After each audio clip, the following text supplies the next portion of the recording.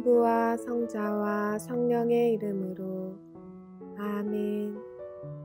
하늘과 땅을 만드시고 사람을 귀하게 지으신 하느님 아버지, 예수 그리스도를 저희에게 보내주시어 하느님을 아버지라 부르게 하시니 찬미 받으소서. 살아있고 힘이 있는 말씀으로 주님께서 친히 저희에게 사랑을 알려주시고 삶의 뜻을 깨우쳐 주시니 감사하나이다. 참으로 좋으신 하느님 아버지, 저희가 성경을 멀리하고 그 가르침을 알면서도 실행하지 못하였으니 성령의 능력으로 저희 영을 새롭게 하시어 성경을 가까이 하며 예수 그리스도와 이웃을 더욱 잘 알게 하여 주소서. 저희 구원을 간절히 바라시는 하느님 아버지, 저희가 성경을 생명의 말씀으로 받아들여 믿고 기도하고 살며 선포하게 하시고 언제나 예수 그리스도를 통하여 성령으로 하나 되어 아버지께 나아가게 하소서. 우리 주 그리스도를 통하여 비나이다. 아멘. 성부와 성자와 성령의 이름으로 아멘. 참 예수님, 열린 성경 강좌 오신 여러분 환영합니다.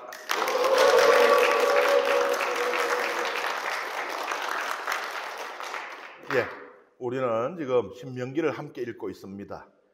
지금 신명기를 읽다 보면은 내가 지금 어디에 있는가를 생각하지 않으면 이거 어디서 많이 들어본 이야기가 다시 시작되네 라고 착각할 수가 있어요.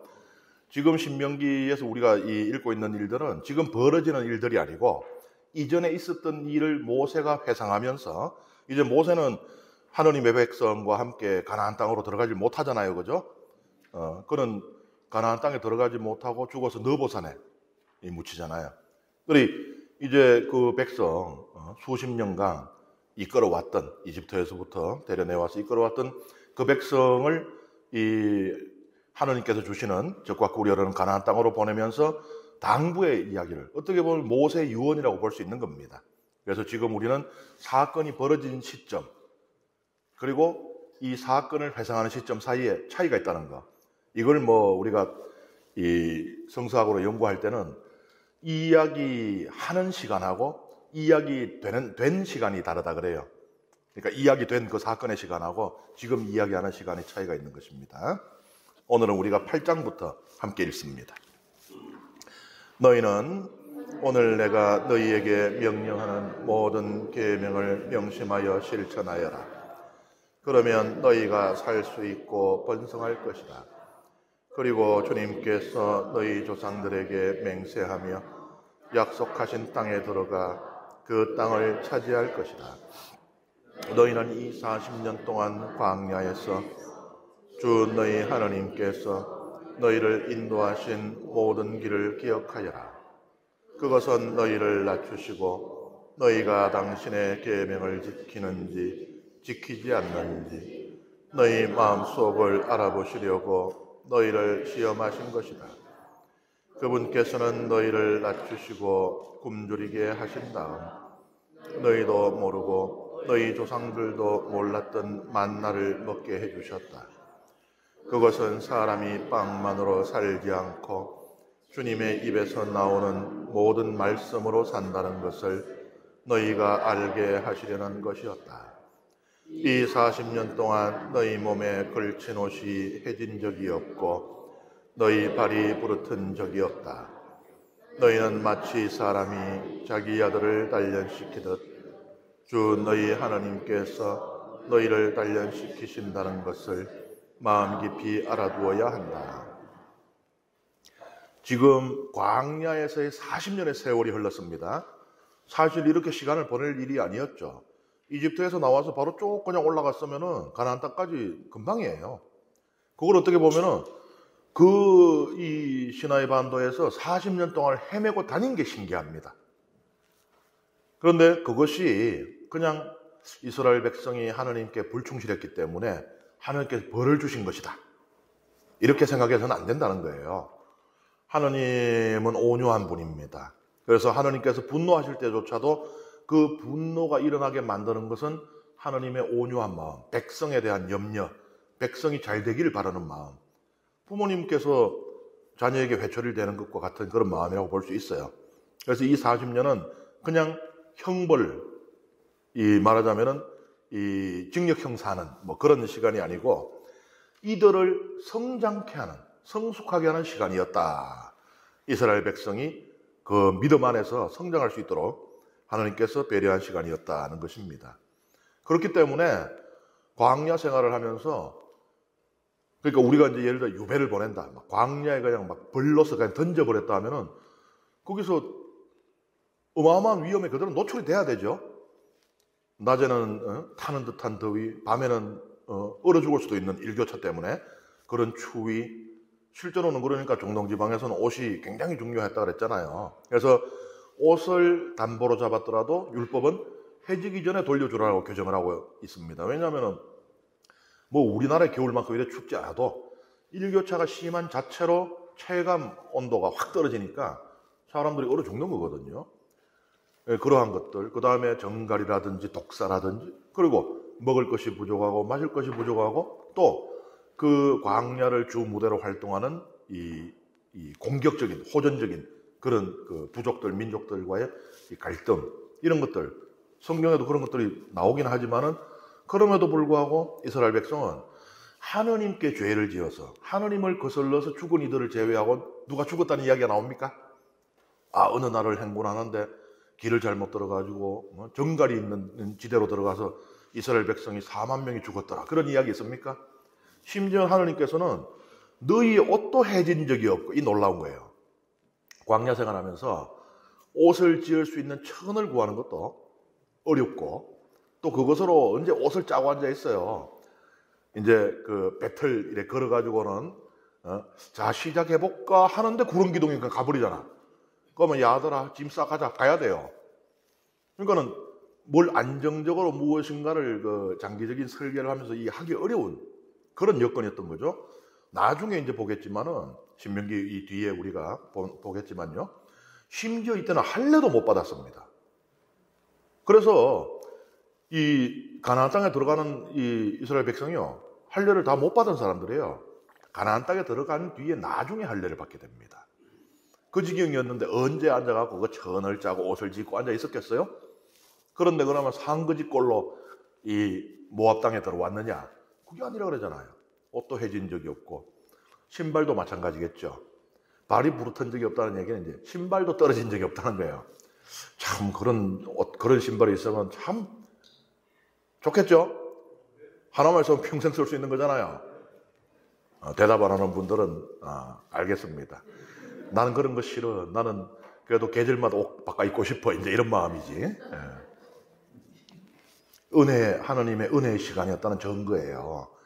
그냥 이 광야의 그 긴 시간의 목적이 체벌이었다면은 그 안에서 이들이 보호받을 수가 없었어야 되는데,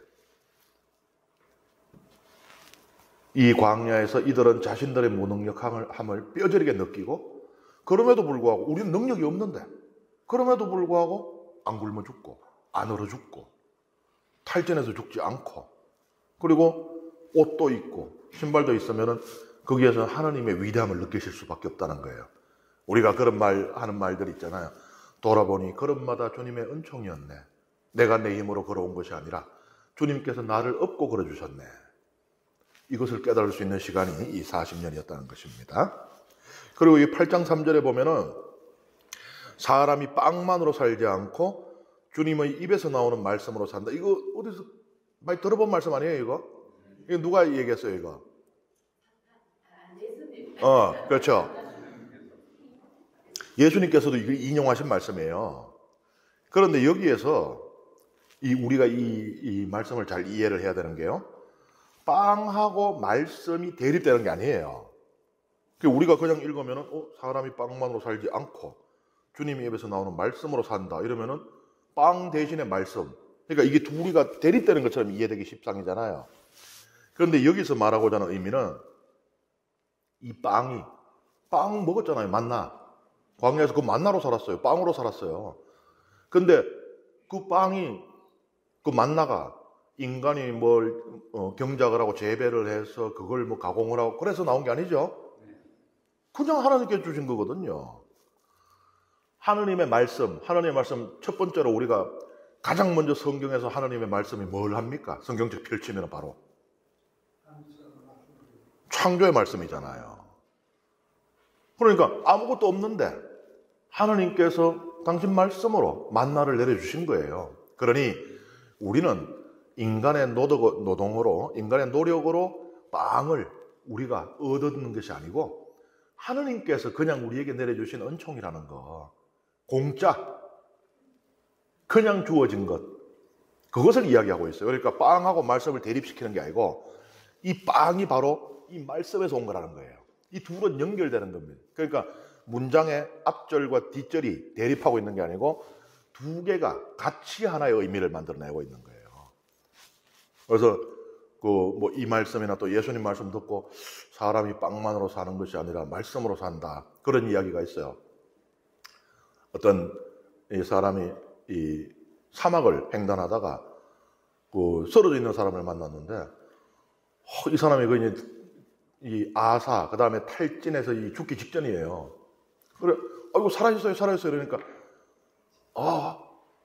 아이고 빨리 나 빵하고 물 좀 달라고. 그랬더니 이 사람이 빵하고 물을 주는 게 아니고 그 앞에서 일장문제를 하는 거예요. 형제여, 사람은 빵만으로 사는 것이 아니라 하나님의 말씀으로 삽니다 하고 있는 중에 이 사람 죽었어요.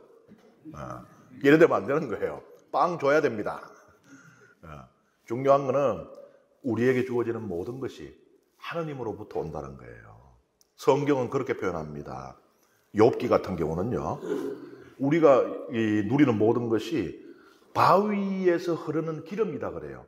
바위라 그러면 하나님의 상징입니다. 그래서 시나이산에서 이스라엘 백성이 물이 없었을 때 어디서 물이 나와요? 바위에서 나오죠.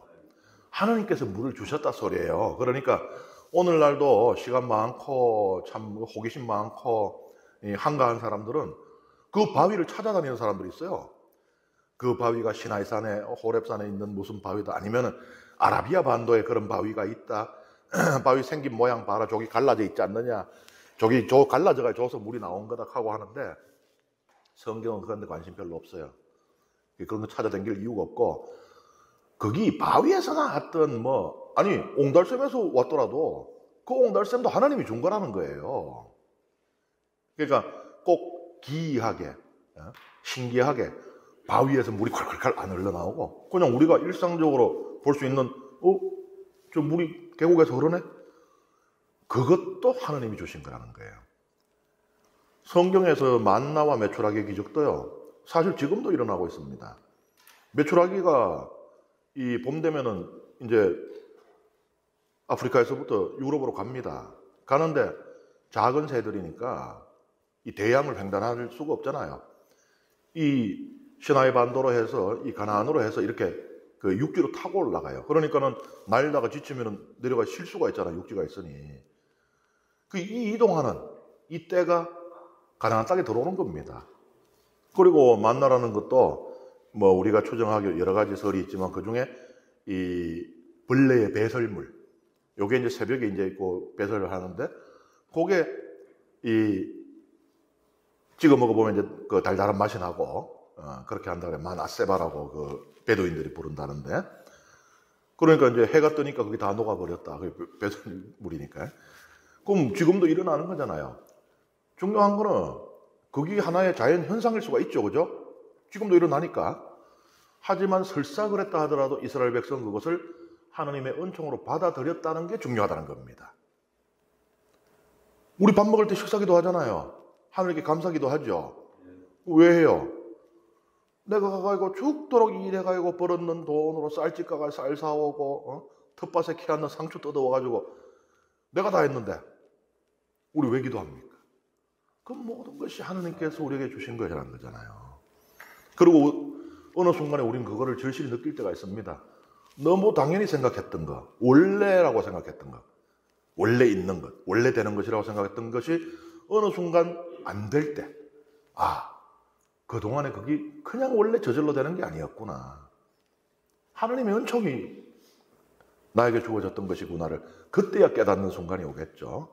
그런 것처럼 빵 좋습니다. 하지만 이 빵은 하나님께서 주시는 것이라는 것을 말하고 있는 것이 사람이 빵만으로 살지 않고 주님의 입에서 나오는 모든 말씀으로 산다.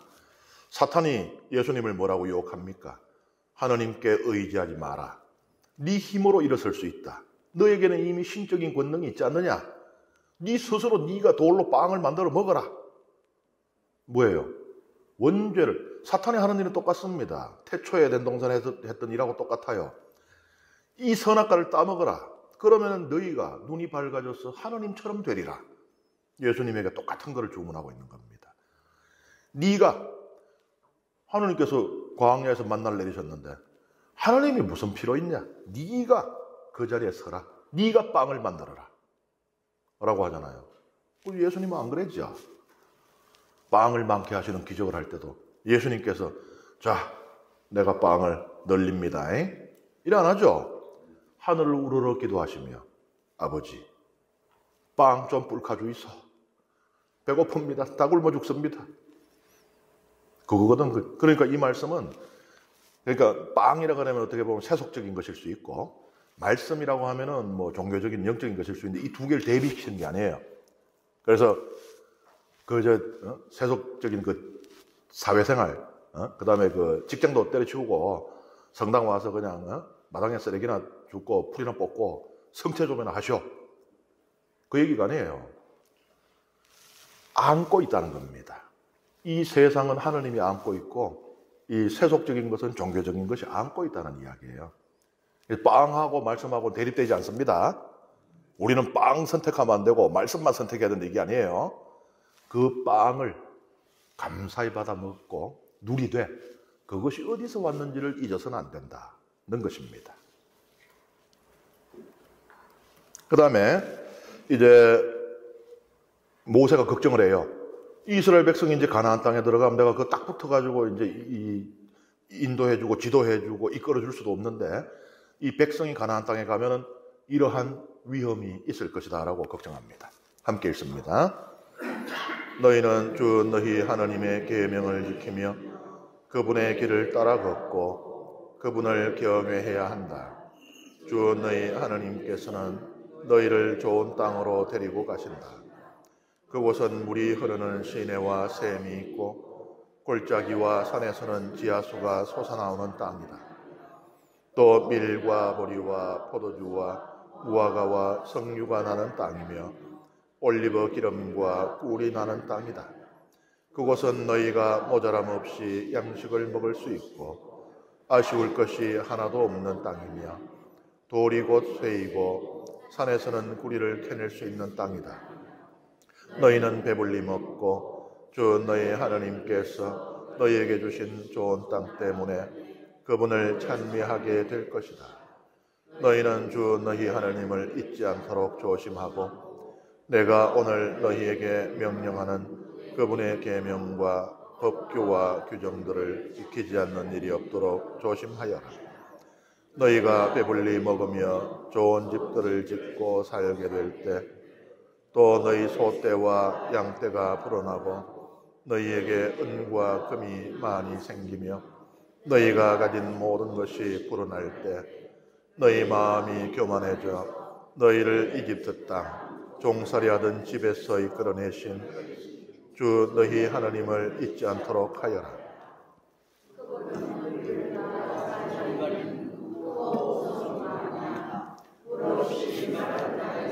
너희를 인도하시고 너희를 위하여 차돌 바위에서 물이 솟아나게 하신 분이시다. 또 그 광야에서 너희 조상들이 몰랐던 만나를 너희가 먹게 해주신 분이시다. 그것은 너희를 낮추고 시험하셔서 뒷날에 너희가 잘되게 하시려는 것이었다. 너희는 마음속으로 내 능력과 내 손의 힘으로 이 재산을 마련하였다 하고 생각할 수도 있다. 그러나 너희는 주 너희 하나님을 기억해야 한다. 바로 그분은 오늘 이처럼 너희 조상들에게 맹세하신 계약을 이루시려고 너희가 재산을 모으도록 너희에게 힘을 주시는 분이시다.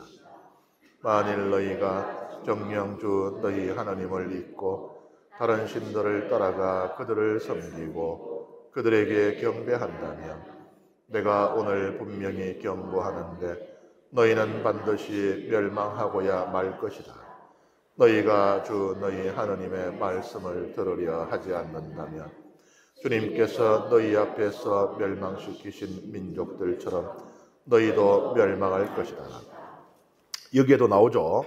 너희가 마음속으로 내 능력과 내 손의 힘으로 이 재산을 마련하였다 하고 생각할 수도 있다. 그게 아니란 이야기죠. 모든 것이 주님께서 주시는 은총이라는 것입니다. 물론 광야에서 어마어마하게 풍요롭진 않았어요. 광야에서 막 세단 몰고 다니고 거기서 막 아주 그냥 야자수 먹어가면서 막 선탠하고 이러지 못했습니다. 생존에 필요한 것이 주어진 것이죠. 그것도 부족함 없이. 하나님께서 그렇게 안배를 하셨잖아요. 예를 들어서 안식일에는 일을 하면 안 되니까 안식일에 만나를 못 거둬요. 그죠? 말하자면 수확하는 게 일이니까. 그런 같은 경우 어때요? 안식일 전날에 이틀치를 주시잖아요. 하나님께서 이렇게 다 생존에 필요한 것은 충분하게 배려를 해주셨지만 그러나 풍요롭진 않았어요. 그랬던 백성이 이제 가나안 땅에 들어가면은 어마어마한 풍요를 접하게 됩니다. 사실은 이미 이 이집트를 탈출한 지 얼마 안 돼서 가나안 땅의 경계에 도달했을 때 그때 그 정탐꾼들이 가서 보고 왔잖아요. 포도가 막 이만해요 막 하고 그 풍요를 이미 그때 알고 있었는데 이 광야 그때는 사실 이집트에서 왔기 때문에 어떻게 보면 이 문화적 충격이라고 할까요? 이게 좀 적었을 수 있어요. 그 당시 이 성경의 세계관에서 가장 비옥한 곳이 이집트이기 때문에 거기에서도 이 사람들은 고센이라고 하는 지방, 이 나일 삼각주의 완전히 알짜배기 지역 거기 있었기 때문에 그러니까 광야 와서도 노다지 그러잖아요. 이집트 다시 가자. 그때 우리 잘 먹고 잘 살았는데 이런 소리 자꾸 하는 거예요. 근데 이제 광야 생활을 40년 했고 더군다나 이 지금 가나안 땅에 들어가야 되는 세대는 이집트의 그 풍요로움을 몰라요. 세대가 다 바뀌었잖아요. 첫 번째 세대가 다 죽었잖아요. 칼렙하고 요수아 빼고. 그러니까 이들은 그 광야밖에 모르는 세대니까 광야에 있다 가나안 땅에 들어가면 우와 신천지다 이런 데가 있나 이래 되겠죠.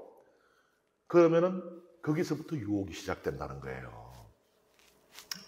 사람이 요사 종교에 빠지거나 이럴 때 다 동기가 있습니다.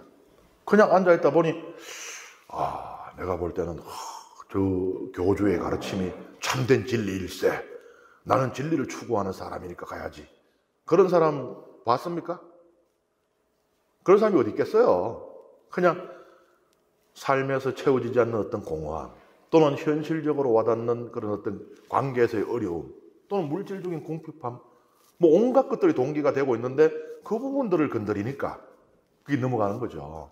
그러니까 나에게 궁핍한 것이 저기에 있다는 생각이 들면은 그게 가게 되는 거거든요. 가나안의 그 풍요로움 이미 이 말하자면 선교용으로 딱 좋은 이 세팅이 되어 있는 상태인 겁니다. 보세요. 우리 기본 이 정도 합니다. 그냥 물 대신에 이제 포도주 마시고 그냥 이제 목욕할 때 올리브 기름으로 이렇게 바르고 막 이랍니다.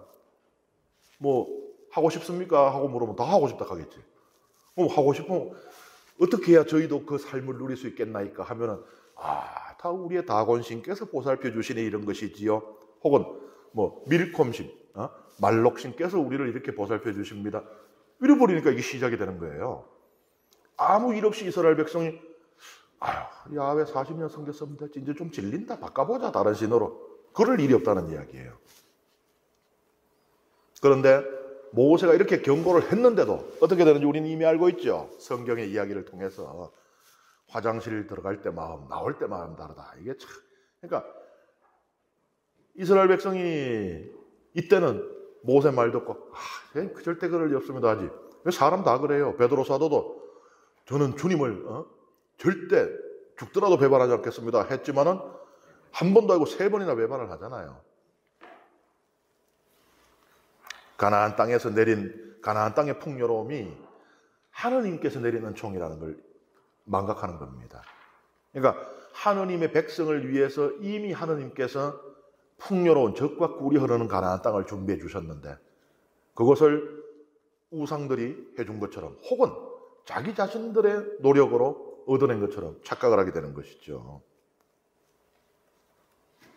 그런데요, 인간이 교만해지면은 신앙생활을 안 할 것 같죠? 내가 알아서 다 할 수 있는데 신이 무슨 필요 있어 이럴 것 같죠, 그죠? 근데 희한합니다. 교만해지는 인간들은 꼭 우상숭배를 해요. 그러니까 아무 신도 안 섬기는 게 아니고 내가 알아서 다 하는데 그게 아니고 교만한 인간들이 꼭 우상숭배를 합니다.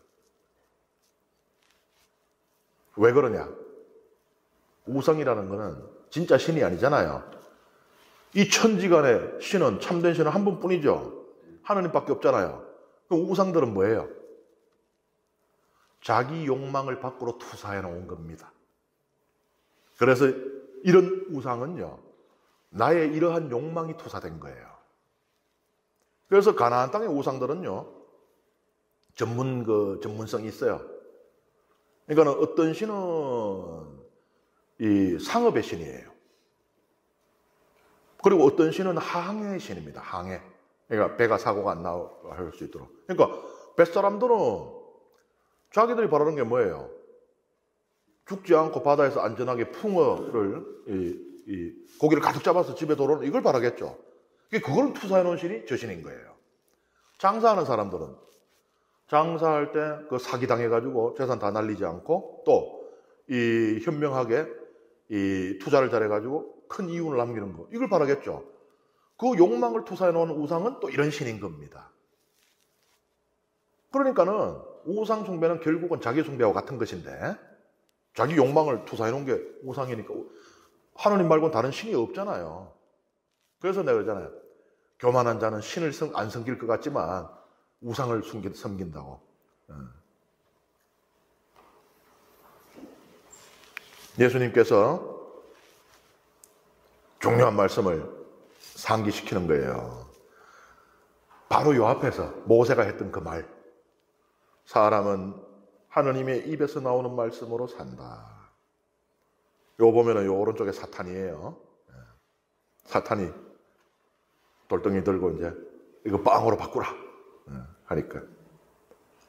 오늘날에 우리에게도 여전히 중요한 말씀이라고 생각이 됩니다. 우리가 인류의 이 과학과 기술의 이 경이로운 발전에 취해서 이 말씀을 읽는 순간 하느님도 함께 있게 되는 겁니다. 하느님의 입에서 나오는 말씀으로 산다. 이 말씀을 잊으면 하느님을 잊는 거예요. 그 다음에 이스라엘, 그러니까 지금 어떻게 보면은 모세가 이제 약간 따끔하게 말을 하고 있어요. 좀 경고의 의미도 있고 그러니까, 아휴, 그동안 부족한 나를 따라오느라고 고생 참 많았다. 이제 나하고 헤어져야 할 시간인데, 이제 가서 그냥 잘 살거라. 덕담만 하고 그냥 축복만 빌어주는 게 아니고 좀 따끔하게 말을 합니다. 함께 읽습니다. 이스라엘아 들어라. 너희는 너희보다 더 크고 힘센 민족들에게 가서 그들을 쫓아내고 하늘까지 닿는 성벽으로 둘러싸인 큰 성읍들을 차지하러 오늘 요르단을 건너가려 하고 있다. 저기에는 우람하고 키 큰 백성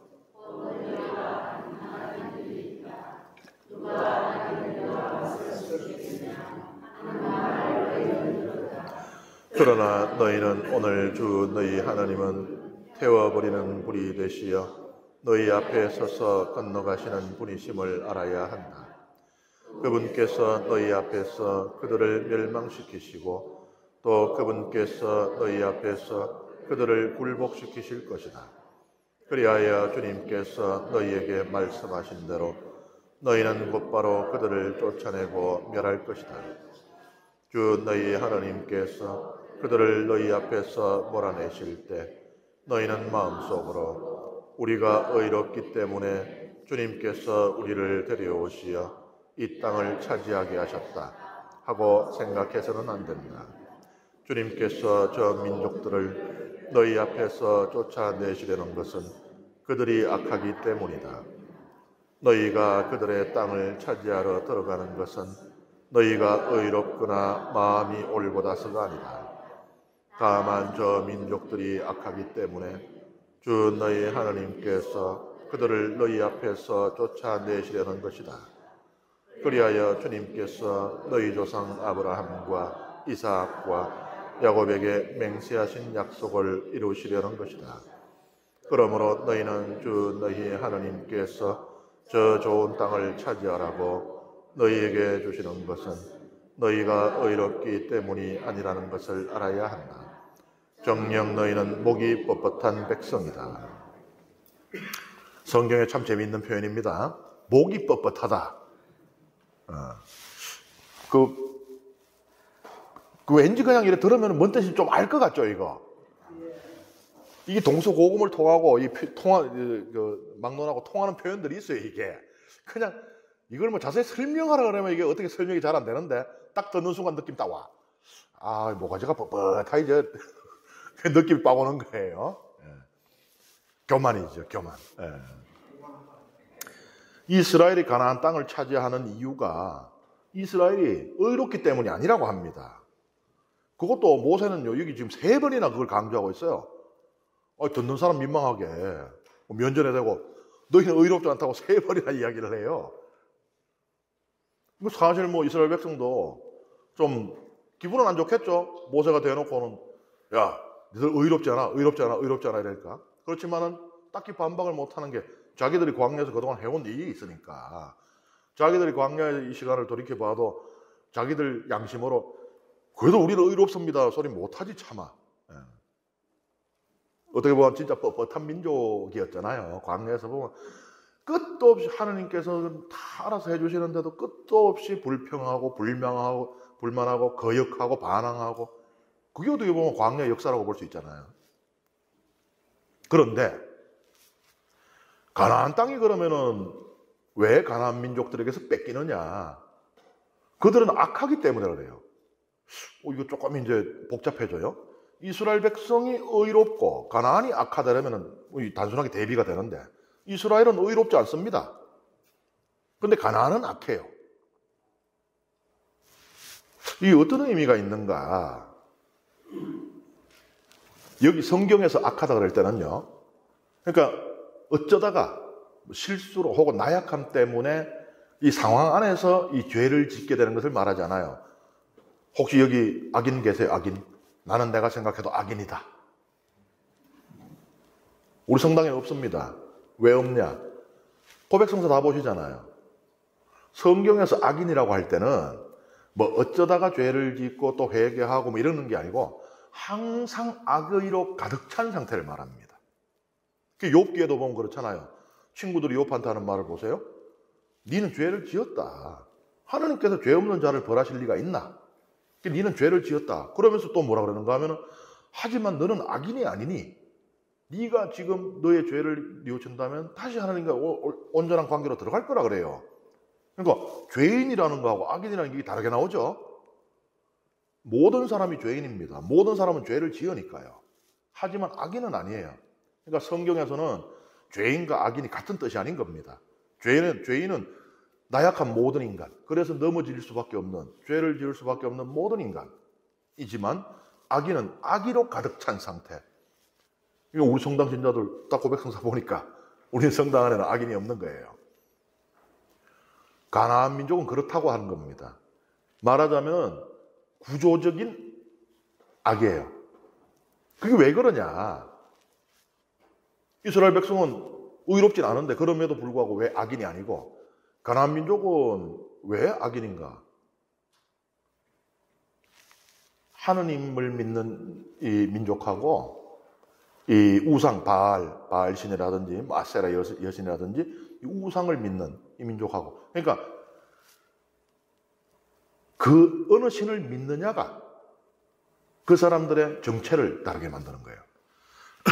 예를 들면은 가나안 땅에는요 사유재산이 있었거든요. 바알 신의 가르침이 그러합니다. 바알 신의 축복이 그렇게 드러나요.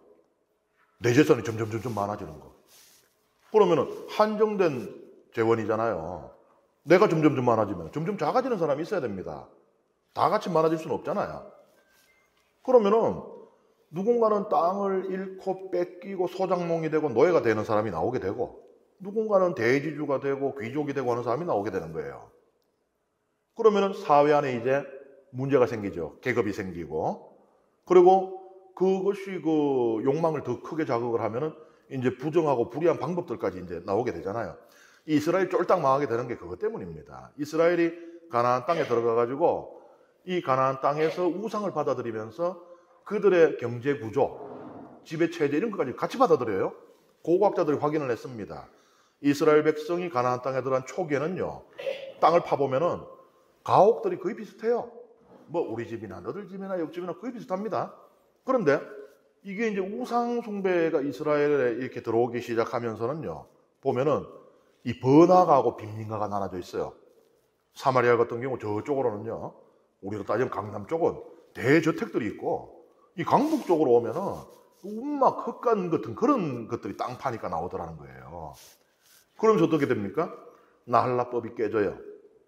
땅은 상속재산이다 이렇게 나오죠.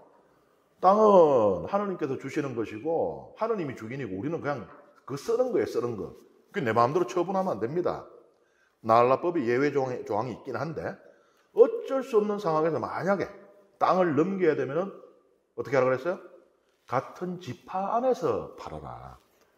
그래야지 지파 밖으로 이 땅이 하느님께서 함신부한테 요만큼 이래 주시는 안 했잖아요.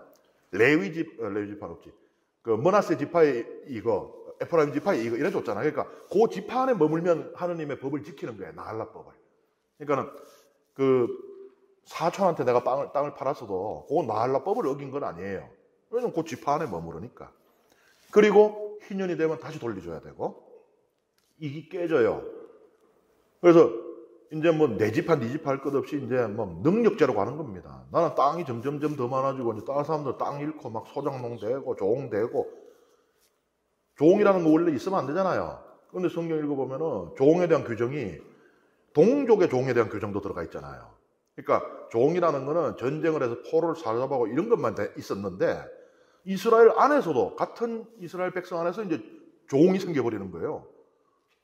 아니 땅 붙여먹고 사는 시대에 땅 없으면 그게 종이래 그냥. 그런 지경까지 오는데 이게 시작이 어디서 되느냐? 우상으로부터 시작이 되는 거예요 이게. 그러니까 우상을 받아들이면서 이 나라가 다 엉망이 되는 이런 것이 돼요. 그러니까 이건 구조적인 악이죠, 그죠? 개인이 조금 더 양심이 더 있거나 뭐 덜 있거나 혹은 개인이 조금 더 뭐 선량하거나 아니거나 이걸 떠나가지고 그 우상을 섬기면 그냥 그렇게 살게 돼 있어요 이게. 뺐든지 뺏기든지. 이게 구조적인 악이라는 거예요. 그래서 우리가 가나안 땅에도 그 사람 많았을 텐데 그거는 착한 사람은 없었을까? 근데 왜 하느님이 가나안 민족은 싸그리 싸잡아가 악하다 그러지? 바로 이 얘기입니다. 그러니까 구조가 악한 거예요. 제가 예전에 어떤 분 얘기를 들었는데 매주 와서 고백성사를 보는데 고백성사가 똑같은 겁니다. 뭐를 하면 안 되는 걸 하는 거예요. 근데 왜 매주 그래 와서 그래 고백을 하고 또 그걸 하느냐니까 자기 직업이 좀 특수한 그게 있는데 그걸 안 하면은 생계 유지가 안 된다는 거예요. 이건 뭐예요? 이런 걸 우리는 구조적인 악이라고 합니다. 개인이 어떻게 만들어내는 거 아니죠, 이거는. 그러니까 우상을 섬기는 이 가나안 민족들은 구조적인 악. 그래서 악인이라 그러는 거예요. 항상 그냥 거기서는 악이 나오게 돼 있는. 근데 이스라엘 백성은 아니죠. 야훼 하나님을 섬기고 있잖아요. 그러니까 그 가르침을 충실히 따라 살고 하느님께 순종하지 못해가지고 아직 의롭다고 말할 수 없지만 악인은 될 수 없는 거예요. 하느님을 섬기는 자는 악인일 수가 없습니다. 이거 우리 교우들도 그 생각을 해야 돼요. 나도 그렇고 내 옆에 있는 교우도 그렇고 좀 내 마음에 안 들 때도 있고 나하고 안 맞을 때도 있고 내가 보기에 좀 잘못된 것을 할 때도 있죠. 우리는 누구나 죄를 지으니까. 하지만 그는 악인이 아닙니다. 하느님 신학은 악을 용납하지 않아요. 하느님을 믿는 사람은 악인일 수가 없습니다. 그가 부족하고 나약할 수는 있겠으나 그래서 넘어질 수는 있겠으나 악인이 아니에요. 악인은 용서의 대상이 아닙니다. 성경은 분명하게 이야기해요. 악인은 땅을 빼앗길 것이다라고 하잖아요. 그러니까 내가 저 교우를 악인으로 보는 순간 용서라는 건 들어갈 자리가 없어요. 용서해서도 안 되고. 그런데 안 그렇다는 이야기예요. 우린 다 같이 나약한 죄인일 뿐입니다. 그러니 어떻게 보면 서로가 서로를 더 다독여주고 안아줘야 되는 그런 것이지, 그를 그냥 쳐내버리는 그런 대상이 아니라는 거예요. 하나님을 따라 살고 잘 살고 싶어하고 의로워지고 싶어하지만 아직까지 의롭지 않은 상태에 그런 신앙인일 뿐입니다. 그래서 우리 성당에는 악인이 없습니다. 확실히 해야 돼요, 그거. 그 다음에 이제 이스라엘 백성, 요거 이제 보면은 앞에 보면은 여기 아낙이라고 하면 이집트 문헌에도 나오는 건데, 거인족이라고 하는 것인데, 고대 거인족이 있었다라고 주장하는 사람들이 있고, 또 뭐 그런 이 고고학적인 이 증거들도 뭐 이렇게 발견이 된다 그래요. 오른쪽에 보세요. 옛날 사람의 유골이거든요. 키가 193cm면은 지금 저보다도 커요. 네, 저하고 조금 비슷한데 그래도 저보다 조금 더 큽니다. 고대에 이런 사람이라면 거인이라고 할 만하죠. 아마 고대 뭐 키 140도 안 됐을 텐데, 그런 사람들이 193을 보면은 뭐 그냥 거인이다 할 만하겠죠. 그런데 뭐 이런 사람은 항상 있을 수 있잖아요. 오늘날도 보면은. 그러니까 뭐 돌연변이일 수는 있겠으나 이 하나의 유골을 가지고 이런 종족이 존재했다라든지 그럴 수 있는 증거는 또 사실 나온 것이 없습니다. 그래서 아낙이라고 하는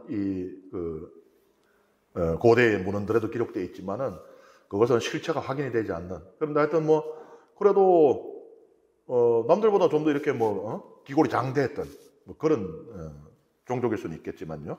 그리고 이 가나안 땅을 하나님께서 주시는 것이라 그러잖아요. 이제 광야 뺑뺑이 돌다 왔는데 뭐 어떻게 보면은 오합지졸 상태예요. 근데 이들이 그러면 예리코 왼쪽에 보세요. 예리코 성입니다. 세계 최고의 도시. 그러니까 전 세계에서 가장 오래된 도시인데 예리코 성에 이제 이렇게 생겼으리라고 이제 복원한 모형인데요. 이중성벽 구조예요. 성벽만 있어도, 아니 광야에서 떠들고 왔는 이스라엘 백성이 무슨 공성병기가 있겠습니까? 무슨 이거 어떻게 점령할 거예요? 그러니까 성경은 뭐라 그래요? 그래도 이스라엘 백성이 이를 깎게 물고 머리에 띠를 두르고 나서가지고 시체의 산을 쌓아가면서 넘어가 이래 안 하잖아요. 나발 불면서 돌았더니만은 그냥 무너지던데. 거기 진짜로 나발을 불었는지도 하나 중요한 게 아니고 이스라엘 백성이 정말 피 흘려 싸웠을지도 모르겠습니다. 중요한 게 그게 아니라는 거. 제가 말씀드렸잖아요. 만나가 어디서 오고 메추라기가 그냥 이제 철새가 날아가다 떨어지고, 그게 중요한 게 아니고 이스라엘 백성 그것을 오로지 하나님께서 싸우신 전쟁, 헤렘, 거룩한 전쟁, 성전, 그것으로 받아들였다는 거예요. 그래서 이스라엘 백성은 아예 인간의 어떤 노력이나 인간이 할 수 있는 그 힘이 여지가 들어가지 않도록 우리가 한 거는 그냥 뺑뺑이 돌면서 그냥 나발 본 것밖에 없으라고 그냥 써놓은 거예요, 이거를. 설사 자기들이 짱돌에도 한 개 던졌을지라도 그 이야기는 넣지 않는 겁니다. 우리가 그 짱돌이 아니고 탱커를 몰고 왔어도 주님께서 싸워주시지 않았더라면 예리코성은 점령되지 않았을 거라는 거예요. 그러니 이스라엘 백성은 자기들의 이야기를 다 빼는 겁니다. 오로지 주께서 이 성을, 이 견고한 성을 우리에게 주셨다라고 하고 있는 것입니다. 첫 번째 시간 강의는 여기서 마치겠습니다. 감사합니다.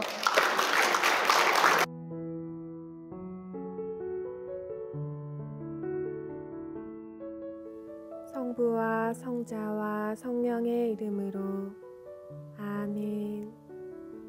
영광이 성부와 성자와 성령께 처음과 같이 이제와 항상 영원히 아멘. 성부와 성자와 성령의 이름으로 아멘.